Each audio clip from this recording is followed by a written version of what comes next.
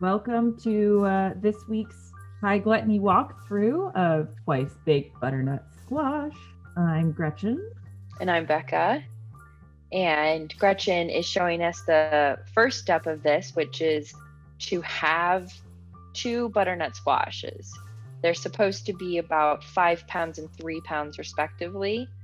I ended up going a little bit under, and Gretchen ended up being even Under. about halfway on both of those. Yeah.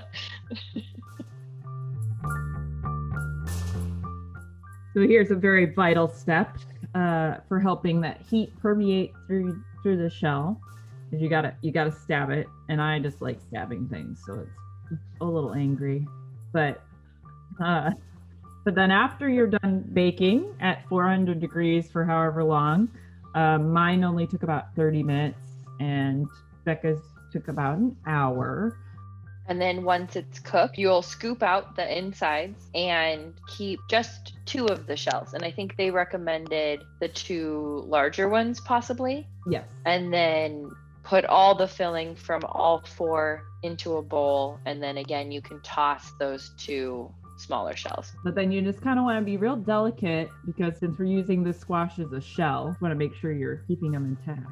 Oh, but you do want to leave a little bit of a perimeter, of a barrier on the edge, right? You don't want to scoop it completely all the way to the skin. You want to leave a little bit of edge there for your boat.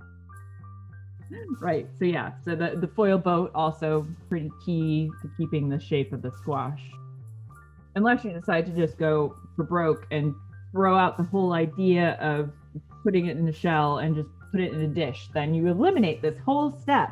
Really just makes this dish even easier. So I think if you do that, it's a world level 1. But right now it's a world level 2 because it's fancy.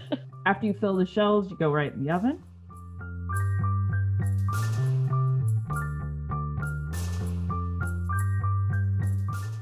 And then we have our fancy topping, which is our Parmesan cream. So we had made this Parmesan cream prior to this step by boiling a cup of cream and taking it off the heat and adding Parmesan.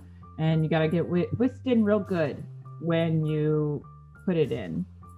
And then you have to chill that completely in order to get it to whip up. Yeah, that's a crucial step. I really struggled the whole time with making it. I never really ended up making a good, smooth, medium, whatever it required. And I tried to do it twice. I made it Saturday and Sunday. So it's an important part, but it's also, you don't have to do it. It was still a delicious squash. If you can't figure out a way to make your parm cream, that's okay. But if you can, even better. I mean, it's just a nice fancy thing. And since we are doing this as it's a holiday dish, you like that little bit of fancy to go on top. Yeah, makes it pretty, makes it taste better. A little bit. I mean, Parmesan cream. How could that be bad? It's possible. Not possible. But it took ages to whip, and I ended up but we both ended up having to basically, we tried whipping it. It wasn't cold enough. We had to put it back in the fridge, get it out again in order to get it to whip. So we hope you enjoyed this walkthrough for twice baked butternut squash. Subscribe to us on YouTube. Find us on Instagram and Facebook, and visit our website, hightgluttony.com, where you can find the recipe for this and all of our other episodes. And we hope you enjoy your Thanksgiving. High Gluttony!